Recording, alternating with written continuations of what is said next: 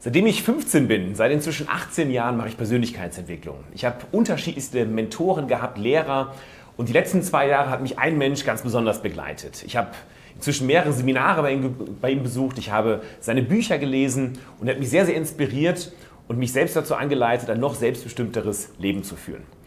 Er hat inzwischen viele, viele tausend andere Menschen inspiriert. Er hält jedes Jahr etliche Seminare, über 10.000 Menschen besuchen allein 2019 seine Seminare und sie sind immer ausverkauft. Er hat es geschafft, spirituelle Lehre und Wissenschaft zusammenzuführen. Er selbst ist Neurowissenschaftler und ich freue mich sehr, dass er heute da ist, Dr. Joe Dispenza. Thanks for having you here. Thank you so much for having me, Alexander.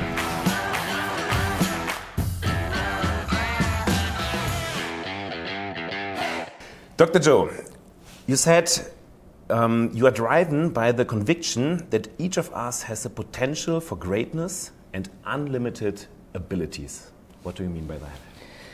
Well, my interest is helping people to get beyond their own personal limitations. And I think that's relative to the individual. But after the last 10 years, I'm absolutely certain that there's a formula that we have researched and understood that if people begin to apply the formula and make inward changes, that if they get really good at it, they'll begin to see effects in their outer world. And so it's something that I think it has to be done methodically, and it has to be done step by step. And we're making great advances in our community, and common people are starting to do the uncommon, and that's exciting to me. What are you doing in your seminars? You're talking a lot about energy, the quantum field, the information field. What is about these topics? Well, I think that the old model of the way we view not only the human being, but the nature of reality is antiquated. It's old. It's based on principles that are solid to a certain degree, but there's more to reality than we think. So if you combine quantum physics with a little neuroscience, with a little neuroendocrinology, a little psychoneuroimmunology, epigenetics, all of those sciences really give us the opportunity to explore possibility. And I think that when you put all of those pieces together, the knowledge in terms of a model shows that mind and matter are very closely connected. And so then if mind has an effect on matter, how do we get good at beginning to notice effects in the work that we do? So knowledge then becomes the forerunner to experience, and I think science now is the contemporary language of mysticism, and I think science is what demystifies the mystical. So it gives people the opportunity then to understand what they're doing and why. And when you understand the what and the why, the how gets easier. And I think that this is a time in history where it's not enough to know. I think this is a time in history to know how. And information is so readily available, Alexander, to so many people that we don't need an authority, a priest, a teacher, any authority to give us information. We have access to information. So in an age of information, ignorance is a choice. So people are becoming empowered by knowledge. And every time you learn something new, you have a greater sense of awareness about yourself and the world around you. And awareness is consciousness, and you can't have consciousness without energy. So there's a change in energy that's going on the planet, and people are more informed. And it's an exciting time because they're no longer looking at reality in the same way. They're starting to question, well, if this person has healed themselves of a chronic health condition by changing their thoughts, their feelings, their lifestyle, and I see evidence that many other people are doing it, well, the old model then no longer has a foundation. So it will work for people who need something outside of them to change their inner state. But this new model of reality is about changing your inner state independent of anything outside of you, and that gives people a tremendous amount of power, and we're seeing results because of it. You said a lot of interesting words. To get more in detail, what is the quantum field? What is the information field? What's the energy you're talking about? What is it in detail? Well, Einstein and Planck began experimenting with subatomic particles. And what they started to do is agitate or put energy into an electron and disturb it. And they expected that electron to fall towards the nucleus of the atom, just like an apple would fall towards the center of the earth from a tree. And that's a Newtonian model of reality. If you know the position and you know the distance, for the most part, you can determine how long it's going to take to hit the ground. It's very predictable. But when they disturbed the electrons, that's not what happened. They didn't behave like the very large planets and apples in the objective world. The electrons gained energy and lost energy, gained energy, lost energy, and they started appearing and disappearing. And when they started to look to measure the electron, everywhere they looked for it, it appeared. So all of a sudden, there was this kind of relationship between mind and matter, so implicitly connected that it's difficult to separate the two. So then, in the quantum model of reality, you have matter, which is the nucleus of the atom. You have electrons, photons appearing and disappearing. But you also have what's called a wave function, which is that invisible cloud of energy that's all potential. The electron could appear anywhere. And so matter is both a particle and a wave. It's both matter and energy. So then, if subjective mind has an effect on the objective world, the next question is, why is it only working for the very tiny, like subatomic particles, and not for the very large, like events in our lives? Well, the question is, maybe we just have to get better at observing and paying attention. So the quantum field then is this invisible field of energy and information that exists beyond this space and time. There's no bodies there, there's no people, there's no matter, there's no things, there's no places, and there isn't even time. It's one infinite field, a fertile field, a void of everything physical or material, but where all possibilities exist. Now, to the materialists, they would say, well, I can't see it, but just because you can't see something doesn't mean it doesn't exist. So then, I think most people spend the majority of their life focusing their attention on matter. And when we react to dangers or threats in our lives, when we turn on the very primitive nervous system that puts us in survival because we're under stress, we narrow our focus more on matter. And so we habituate. We get stuck in keeping all of our attention on our bodies, all of our attention on all the elements, the people and things and places in our outer world, and we're always trying to anticipate or predict the future based on the past. And that's the world of Newtonian physics. And in this realm of space and time, in order for us to get what we want, we have to move our body through space from one point of consciousness to another, and it takes time. So now, we only have a certain number of resources when we're matter trying to change matter. We have to compete, we fight for it, we control, we manipulate, we try to predict it, we force it, because we're matter trying to change matter. And people spend their whole lives living in lack, living in separation, and trying to get what they want. So then how do we then begin to use the field as a way to begin to produce greater effects on the nature of reality? Because if you look at some of the science, we would think that matter is emitting a field. There's a radiant field around matter, and that's true. But in effect, it's not matter that's emitting the field, it's the field that's actually slowing down in frequency and creating matter. So then if you create from the field, you should be able to produce greater effects in matter. So then how do we do that? Well, this quantum... Because it sounds easy. Yes.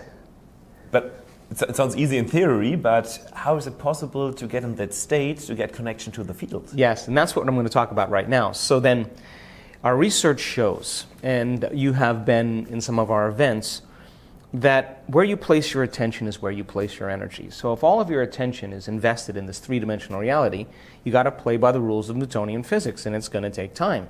Reality. This three-dimensional reality. But what if you could take all of your attention off your body, all your attention off all the people in your life, all the things, all the places, and time itself? As you begin to change your attention and disinvest your attention out of this three-dimensional reality, then in a sense, then, if you did that properly, not only would you become pure consciousness, you would be an awareness in a void of anything physical, now you're moving closer to this field. And that field, called the quantum field, you can't experience with your senses. It's a reality that exists beyond your senses. You could only experience it with your awareness. And that field is the realm of consciousness, of frequency, of energy, of thought, of possibility. And so then when a person can linger in this place as an awareness without a face, without a body, without a name, without a disease, without a diet, without a name, without a culture, without a past, without an identity, and become pure consciousness, now they're beginning to allow themselves to connect to this field of information. So it begs the question, how much of our waking day do we put our attention on the field or on energy, and how much of our waking day do we put our attention on objects and material matter? And for most people, all of their attention is on matter. So then it takes practice, it takes effort, it takes awareness to overcome yourself, to overcome your identity. And yet, our research shows that there's an elegant moment that we could actually predict on a brain scan in real time when a person's about ready to get beyond themselves. The moment they start disconnecting from their body and their environment and time and get beyond space and time, the brain starts to get highly organized because their awareness now is connecting to this field. And that field is a unified field. It's the very energy that unifies everything physical. It's all the forces of nature that has some effect in creating order in the three-dimensional reality. So it must be an intelligence, it must be a consciousness. So we teach people how to get to that place, and when they're in that place where they're nobody, no one, no thing, no where, and no time, then they have to then, as an awareness, connect to a frequency, to energy. And as they do that, they begin to feel more connected to something greater and less separate from everyone and everything. Our senses fool us into separation. There's me here and there's you there. There's me here and there's a plant there. There's me here and my dreams way over here. But in this place, when you start to connect, you start to notice. You're doing that while you meditate, right? During meditation, yeah. That people would say, well, I don't believe in the quantum field. I don't know, I've never experienced it. It doesn't exist. And I would say to them, well, if you don't have your attention on your nose, it doesn't exist for you either. But the moment you put your attention on your nose, it exists. It's always been there, but you didn't have any awareness on it. So the same thing applies to this field. So what happens is when people start to connect to this field, this unifying field, they start feeling more whole and less separate. In other words, they feel more connected and less lack. So they start feeling like they already have the very thing that they want. Now, when you're in a place called the quantum field where thought is real, and you feel like you already have what you're dreaming about or what your dreams are, then you don't have to try.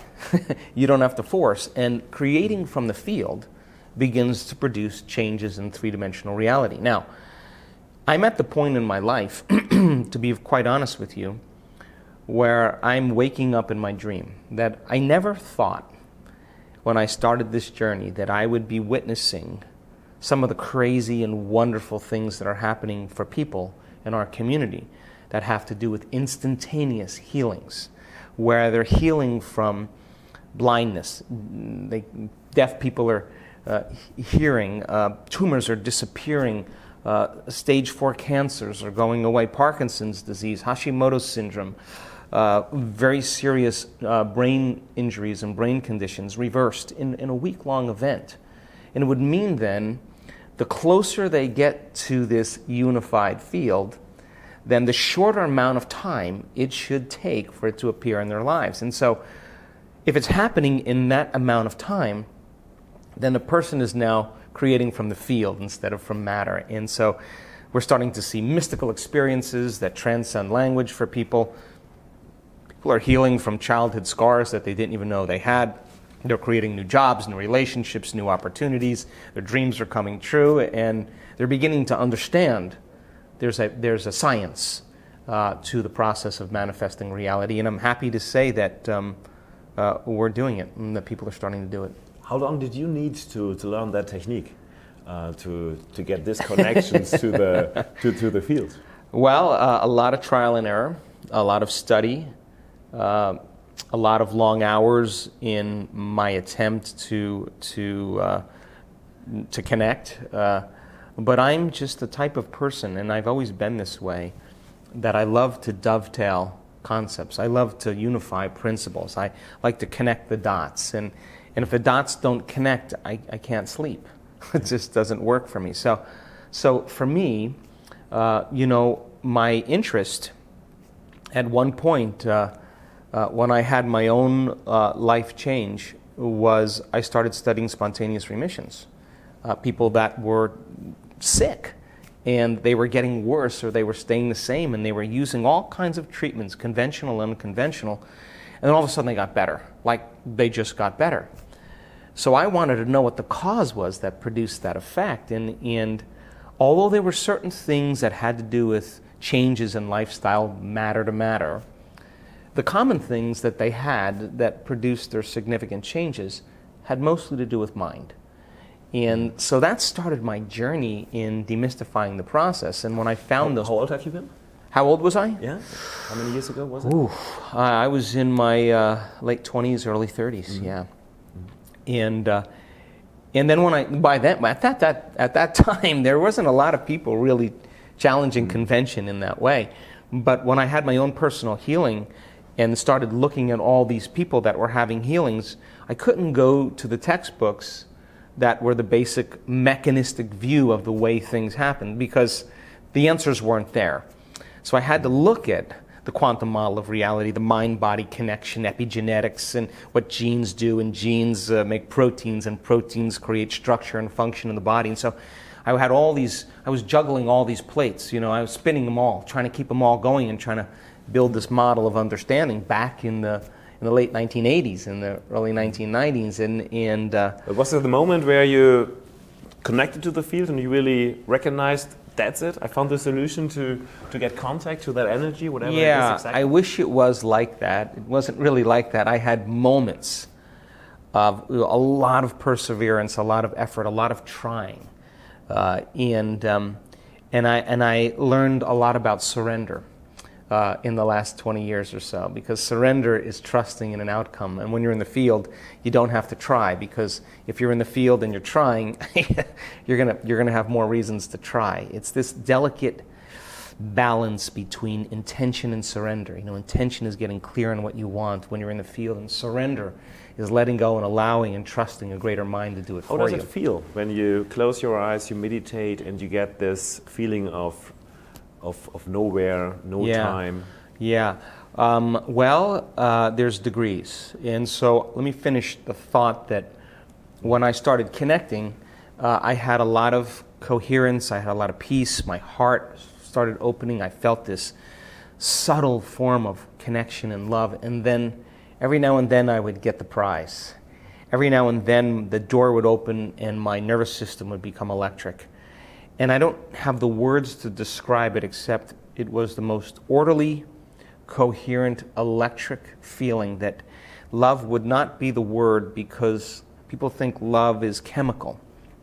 Love for your child, a love for your puppy, a love for your partner, love for your car, but this is not like that. That's coming from inside of you, and the moment you have this feeling, you know that there's some awareness that's greater than you that is doing it, or at least you're having the experience with. And you only need really one taste of that, and it's the sweetest wine you'll ever drink in your life, and then your whole life is about, how do I do that again? So you become less interested in all the preoccupations that happen outside of us. And so I think it's an evolution. So my experience now of my connection to the field, when I have those elegant moments, typically I usually am so awakened by that energy. It's so wonderful that I think to myself, there just can't be any more love to experience than that until the next experience. And then there's more. And all of a sudden, you're developing a relationship with this intelligence within you. You want to commune with it. You want to make time for it. You want to connect with it. Just like any relationship, you want to be present with it. You want to experience with it. You want to dream with it. You want to confide in it. You want to surrender your problems to it. It begins to become a love affair, and people are beginning to understand that that is the resource that causes them to feel so whole that they no longer want anything, and I think that's a good place to be. From different teachers in religions, there are different words using for maybe that power, like love, God, quantum field, inner voice, whatever. Is it all the same in your opinion?